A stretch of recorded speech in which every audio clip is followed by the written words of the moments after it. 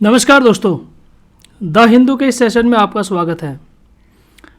आज द हिंदू का हम एक और नया इनिशिएटिव स्टार्ट करने वाले हैं, जिसमें मैं डे टू डे जो आर्टिकल्स आते हैं द हिंदू के अंदर, उनमें कुछ इंटरेस्टिंग और बहुत ही इम्पोर्टेंट टॉपिक्स भी आते हैं। जैसे फॉर एग्जांपल ये जीन थेरेपी का टॉपिक है, या फिर इलेक्शन कमीशन में होने वाले बदलाव का टॉपिक है, या फिर एनवायरनमेंट से रिलेटेड टॉपिक है, फॉरेन अफेयर से रिलेटेड टॉपिक्स है। ऐसे बहुत सारे टॉपिक्स आते हैं द हिंदू के अंदर जो आपकी प्रिपरेशन में आपको मदद कर सकते हैं। तो ऐसे ही बहुत सारे टॉपिक डेली द हिंदू से निकाल कर हम लेकर आएंगे और उनको हम डिस्कस करेंगे बहुत ही क्रिस्प और शॉर्ट मैनर में, यानी कॉन्सेप्ट भी आपको समझ में आ जाए और टाइम भी ज़्यादा ना लगे। इस प्रकार से हम डिस्कस करने वाले हैं ये नए इनिशिएटिव के अंदर। टॉपिक द हिंदू के एडिटोरियल से लेकर आएंगे, या किसी और न्यूज़पेपर के अंदर भी कोई अच्छा आर्टिकल आएगा उसको भी हम लोग डिस्कस करेंगे। जैसे हम स्टार्ट करने वाले हैं सबसे पहले जीन थेरेपी के बारे में। आज का जो हमारा टॉपिक है वो है जीन थेरेपी। जीन थेरेपी क्या होता है और इसको किस प्रकार से आप या कोई भी व्यक्ति अपनी लाइफ में यूज़ करेगा आने वाले टाइम में। भविष्य में गेम चेंजर की भूमिका नज़र आने वाली है इस थेरेपी की। जिस प्रकार से ह्यूमन लाइफ डिग्रेड होती जा रही है, हेल्थ इश्यूज़ बढ़ते जा रहे हैं, फिटनेस की प्रॉब्लम बड़ी प्रॉब्लम बनती जा रही है, तो आने वाले समय में जो हमारा हेल्थ सेक्टर है उसमें जीन थेरेपी कैसे बड़ा रोल प्ले कर सकती है, वो आज हम इस आर्टिकल के थ्रू जानने वाले हैं। देखिए, जो आर्टिकल आया है द हिंदू के अंदर, इसमें बहुत ही स्पष्ट रूप से बताया गया है कि गेम चेंजर है। गेम चेंजर कैसे है, कैसे ये ह्यूमन लाइफ को बदल सकता है, उसके बारे में बताया गया है। सबसे पहले बात करते हैं, देखिए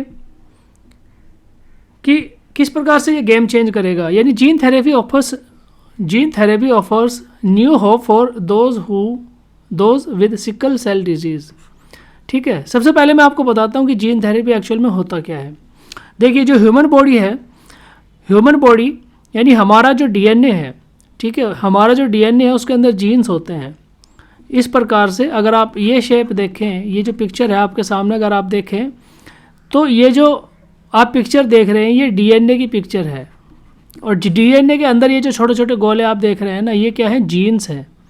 ठीक है, तो क्या होता है, अगर जीन थेरेपी में क्या होता है कि अगर कोई जीन खराब है, सपोज जैसे हमारी बॉडी के अंदर ब्लड होता है, ठीक है, बॉडी के अंदर ब्लड है, तो ब्लड के अंदर तीन चीज़ें पाई जाती हैं, आरबीसी, डब्ल्यूबीसी और प्लेटलेट।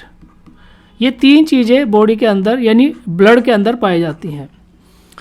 तो क्या होता है कि जो जीन होता है हमारा, यानी जैसे अगर उसको ब्लड प्रोड्यूस करना है, जीन को अगर ब्लड प्रोड्यूस करना है, बॉडी के अंदर ब्लड प्रोड्यूस करना है, तो हमारा जो जीन है, ये जो जीन है ये क्या करते हैं, एक कमांड जनरेट करते हैं, एक कमांड जनरेट करते हैं, ठीक है, कि क्या करना है, ब्लड प्रोड्यूस करना है। और वो ब्लड प्रोड्यूस करने के लिए क्या करते हैं, ये दो चीज़ें करते हैं। एक होता है बीटा ग्लोबिन, एक होता है बीटा ग्लोबिन और एक होता है अल्फा ग्लोबिन।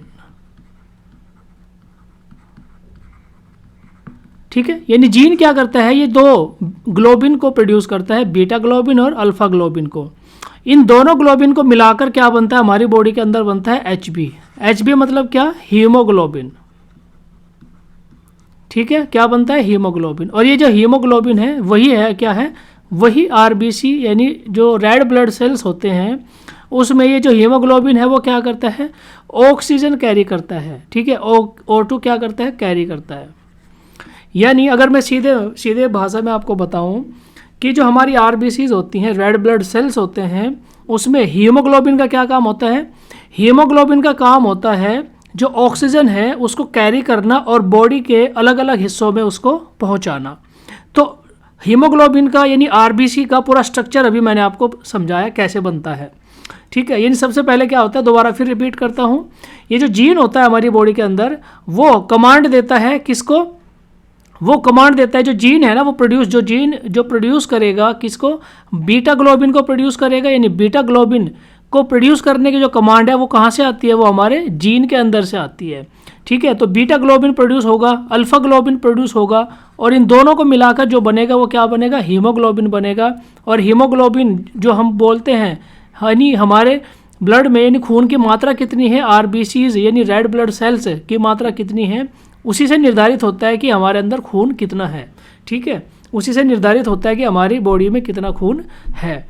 ठीक है, तो यही चीज़ मैं आपको बताना चाह रहा था कि ब्लड के अंदर देखिए, ब्लड तो एक मोटा क्या हो गया, ब्लड तो एक मोटी भाषा हो गई। ब्लड के अंदर अभी मैंने आपको बताया, ब्लड के अंदर आरबीसी होता है, ब्लड के अंदर डब्ल्यूबीसी भी होता है, और ब्लड के अंदर आपका प्लेटलेट भी होता है। ठीक है, प्लेटलेट्स भी इसके अंदर ही पाई जाती हैं। तो ये 3 चीज़ें इसके अंदर पाई जाती हैं। तो अभी मैंने आपको बताया, ओके, वाइट स्क्रीन पे मैं आपको बता रहा हूँ, देखिए, यानी बीटा ग्लोबिन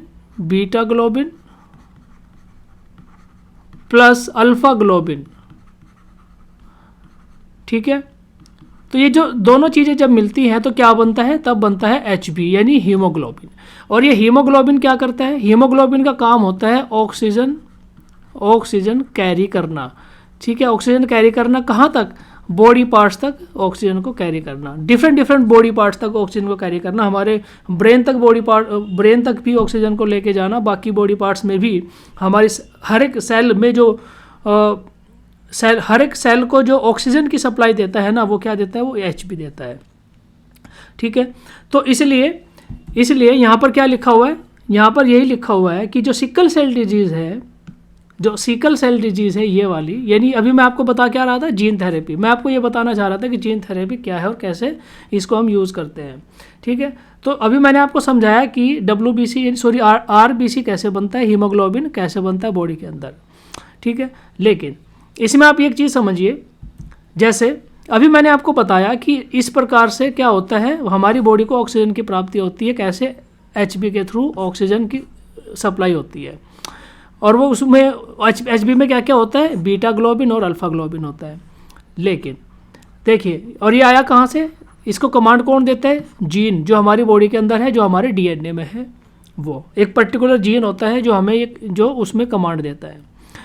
अब जीन थेरेपी में क्या है, अगर किसी पर्टिकुलर व्यक्ति के अंदर, ठीक है, मान लो कोई पर्सन है ए की बॉडी के अंदर ये जो बीटा ग्लोबिन है या तो अल्फा ग्लोबिन है, ठीक है, सपोज ये बनना बंद हो जाए, बीटा ग्लोबिन मान लो बनना बंद हो गया, या फिर इसका डिस्टोर्शन हो गया, इसका क्या हो गया, डिस्टोर्शन हो गया, क्योंकि आपने देखा होगा कि जो रेड ब्लड सेल्स होती हैं उनकी शेप कैसी होती है, ऐसी चपटाकार गोल होती है। ठीक है, ऐसी, जैसे सोया कटोरी आपने खाई होगी ना, सोया कटोरी उस टाइप की होती है रेड ब्लड सेल्स। ठीक है, बट सपोज मान लो कोई डिफेक्ट आ गया, और एक चीज़ मैं आपको बता दूं, ये क्या होता है, जेनेटिकली डिसऑर्डर होता है, यानी कैरी फॉरवर्ड होता है एक जनरेशन से दूसरी जनरेशन के बीच में। तो वापस आते हैं कि एक कोई आदमी है जिसकी बॉडी में बीटा ग्लोबिन जो कि HB यानी खून की पूर्ति करता है या खून को बनाता है, उसमें क्या आ गया, डिफेक्ट आ गया।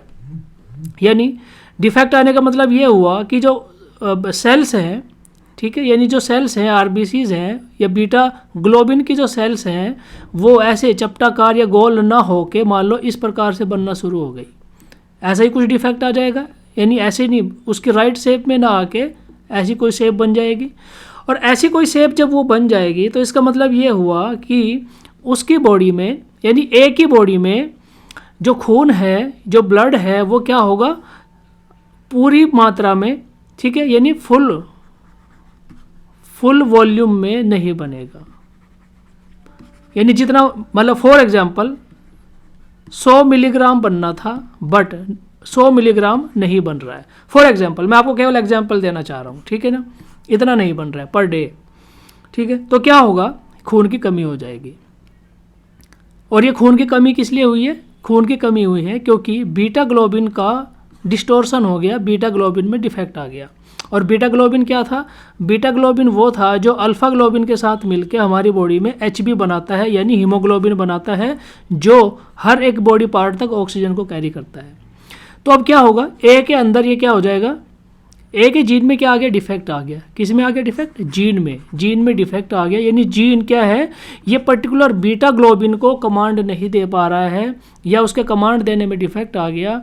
ठीक है, तो उससे क्या हो गया कि वो जो बीटा ग्लोबिन बन रहा था वो डिफेक्टिव बनना शुरू हो गया और हमारी बॉडी में खून की या ए की बॉडी में खून की क्या हो गई, कमी हो जाती है। ठीक है, इसको क्या कहते हैं, जीन डिफेक्ट बोलते हैं इसको। अब क्या होता है, अब ये होता है जीन थेरेपी से सही किया जाता है। इसको कैसे सही किया जाएगा, जीन थेरेपी के द्वारा सही किया जाएगा। अब जो चीज़ मैंने आपको समझाई है वो क्या है, उसको बोलते हैं sickle cell disease. Sickle cell disease मतलब कि जो RBCs रेड ब्लड सेल्स हैं हमारी बॉडी के अंदर, वो क्या हो गए, डिफेक्टिव तरीके से बनना स्टार्ट हो जाती हैं, बॉडी में खून की कमी हो जाती है, बॉडी में खून बनना बंद हो जाता है या बिल्कुल कम हो जाता है, जितना बॉडी को चाहिए उतना नहीं बन पाता है। तो ये डिजीज स्टार्ट हो जाती है। इसको रिपेयर कैसे किया जाता है, इसको रिपेयर करने की ही थेरेपी को बोलते हैं जीन थेरेपी। ठीक है, इसको रिपेयर करने की थेरेपी को बोलते हैं जीन थेरेपी, और वो कैसे होगा वो अभी आपको समझाता हूँ।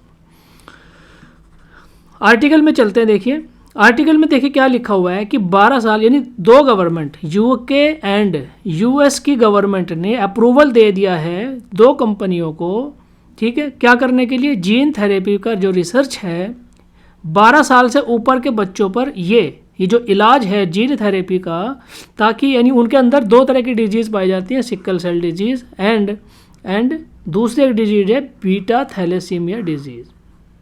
ठीक है, बीटा थैलेसीमिया डिजीज़ और सिकल सेल डिजीज़। तो UK और US की गवर्नमेंट्स ने यानी ड्रग्स रेगुलेटरी अथॉरिटीज़ ने अप्रूवल दिया कि आप एक्सपेरिमेंट कीजिए ह्यूमंस के ऊपर भी, आप ह्यूमंस के ऊपर भी एक्सपेरिमेंट कीजिए, और ह्यूमंस की जो एज है वो 12 साल से ऊपर होनी चाहिए। ऐसे ह्यूमंस जिनको ये दो तरह की बीमारियां पाई जाती हैं, कौन सी, sickle cell disease and beta thalassaemia disease. Sickle cell disease और बीटा थैलेसीमिया डिजीज़ अभी मैंने आपको समझाया क्या होता है, जिनमें जो रेड ब्लड सेल्स हैं या जो सेल्स हैं वो क्या हो जाते हैं, डिस्टॉर्ट हो जाती हैं, खून बनने बंद हो जाता है या कम हो जाता है। ठीक है, जिससे आदमी की मौत हो जाती है। तो ये दो डिजीज़ है, सिकल सेल डिजीज़ और बीटा थैलेसीमिया। इन दोनों से ग्रसित लोगों का इलाज करने के लिए UK एंड US की गवर्नमेंट ने अप्रूवल दे दिया है, ताकि वो 12 साल से ऊपर के लोगों पर इसका क्या कर सकें, इलाज कर सकें। और अच्छी बात क्या है, अच्छी बात ये है उन्होंने इलाज कैसे किया। देखिए अभी यहाँ पर दोबारा मैं आपको बताता हूँ उन्होंने क्या इलाज किया है। ओके, दोबारा से वापस इस फोटो के ऊपर चलते हैं। उन्होंने क्या किया, सपोज ये था हमारा DNA के अंदर ये जीन है, मान लो इस प्रकार से ये पूरा क्या है, ये पूरा क्या है, एक जीन है। ठीक है, तो इसके अंदर DNA के अंदर ये क्या है, जीन है, इस प्रकार से ये। तो एक एग्जाम्पल के तौर पर मैं आपको समझा रहा हूँ। ठीक है, जैसे अभी मैंने आपको बताया कि जीन के अंदर पर्टिकुलर ये वो एरिया था या फिर ये वो जीन था हमारे DNA के अंदर, ये वो जीन था जो क्या, beta thalassemia, beta plus alpha thalassemia, ठीक है, या आप कह लीजिए RBC या फिर कह लीजिए आप सेल्स। यानी ये वो जीन है जो HB या हीमोग्लोबिन बनाने की प्रक्रिया में मदद करता है। ये कमांड करता है कि बीटा थैलेसीमिया कब तैयार होगा, अल्फ़ा थैलेसीमिया कब। DNA के अंदर ये पर्टिकुलर जीन है जो कमांड करता है किसको, बीटा थैलेसीमिया और अल्फ़ा थैलेसीमिया बनाने के लिए। ठीक है, अब इसमें क्या आ गया था, डिफेक्ट आ गया था। अब साइंटिस्ट या डॉक्टर्स ने क्या किया है, इस पर्टिकुलर जीन को काट के अलग कर दिया। ठीक है, अलग कर दिया, और जो अच्छा वाला, जो एकदम हेल्दी वाला जो जीन था वो इसमें क्या कर दिया, इंट्रोड्यूस कर दिया। ठीक है, तो क्योंकि ये थेरेपी अभी लेटेस्ट आ रही है या आने वाली है। ठीक है, यानी अभी तो केवल और केवल दो UK एंड US की गवर्नमेंट्स ने इसका अप्रूवल दिया है, हो सकता है आने वाले टाइम में बाकी देशों की गवर्नमेंट्स भी इसका अप्रूवल देंगी, और जो इलाज है थैलेसीमिया का या सिकल सेल डिजीज़ का या बीटा थैलेसीमिया का वो आसान हो सकेगा। ठीक है, तो होगा कैसे, इलाज कैसे होगा, अभी मैंने आपको बताया कि वो पर्टिकुलर जीन जो गड़बड़ है, जो कमांड नहीं दे पा रहा है, जो HB को यानी हीमोग्लोबिन को बनाने की कमांड नहीं दे पा रहा है, जिसके कारण से हीमोग्लोबिन बनता है उसमें डिफेक्ट आ गया है, उसको क्या किया, उसको काट के अलग कर दिया और यहाँ पर एक अच्छे वाला यानी जो कमांड दे रहा है प्रॉपर, यानी खराब पुर्जा काट के बढ़िया अच्छा पुर्जा लगा दिया। ठीक है, लेमैन लैंग्वेज में मैं आपको बताऊं तो अब क्या होगा, अब ये होगा कि जो हीमोग्लोबिन बनने की जो प्रक्रिया है वो नॉर्मल हो जाएगी बॉडी के अंदर और आदमी एकदम से क्या हो जाएगा, रिकवर हो जाएगा। उसको थोड़ा सा टाइम लगेगा, ऐसा नहीं है कि तुरंत से रिकवर हो जाएगा। यही सब चीज़ें यहाँ पर बता रखी हैं कि थोड़ा सा टाइम लगेगा। जैसे यहाँ पर इसने बताया कि ये beta thalassaemia in clinical trials 28 of 29 sickle disease, यानी 29 में से 28 patients who received Casgevy gene therapy, जिन्होंने ये जीन थेरेपी रिसीव करी है या जो उनको जीन थेरेपी दी गई है, यानी ये कहना चाह रहा है कि 29 में से 28 पेशेंट ऐसे हैं जिनको ये थेरेपी दी गई है और उनको क्या हुआ, इससे फ़ायदा हुआ है, आराम हुआ है। ठीक है, और बीटा थैलेसीमिया के भी ऐसे ही 42 पेशेंट्स में से 39 पेशेंट्स को ये थेरेपी दी गई और उनको भी इससे क्या हो गया, आराम मिला है। 70% तक उनको इससे क्या हुआ है, आराम हुआ है। ठीक है, तो कुल मिला के आपको बताने का ये पर्पज़ था कि अभी क्या है, जीन थेरेपी इतनी पॉपुलर है, पॉपुलर मतलब बहुत ज़्यादा पॉपुलर तो नहीं है, बट आने वाले टाइम के लिए क्या है, एक रामबाण पैनासिया यानी हेल्थ सेक्टर में पैनासिया, ठीक है, हेल्थ सेक्टर में पैनासिया साबित हो सकती है। पैनासिया मतलब रामबाण साबित हो सकती है ऐसे मरीजों के लिए जो इन डिजीज़ से जूझ रहे हैं, यानी एनीमिया की डिजीज़ से जूझ रहे हैं, या फिर सिकल सेल डिजीज़ हो गया, बीटा थैलेसीमिया डिजीज़ हो गया, इन सारी डिजीज़ से जूझ रहे हैं, यानी बॉडी के अंदर खून ना बनने की डिजीज़ से जो जूझ रहे हैं, उनके लिए रामबाण साबित होगी ये टेक्नोलॉजी। तो दोस्तों, ये था आज का हमारा टॉपिक, यानी जीन थेरेपी, किस प्रकार से हम जीन थेरेपी के थ्रू हेल्थ सेक्टर में रेवोल्यूशन ला सकते हैं। हो सकता है आने वाले टाइम में कुछ समय लगे, बट ये जो टेक्नोलॉजी है ये सभी पब्लिक के लिए अवेलेबल होने वाली है। अभी शुरुआती दौर में तो कुछ हो सकता है जिनके पास ज़्यादा पैसा हो वही ये इलाज करवा पाएंगे, बट धीरे धीरे आने वाले टाइम में इसका कुछ तो असर होने वाला है सोसाइटी के ऊपर। तो आज के इस टॉपिक में फ़िलहाल इतना ही है। देखने और सुनने के लिए धन्यवाद। जय हिंद।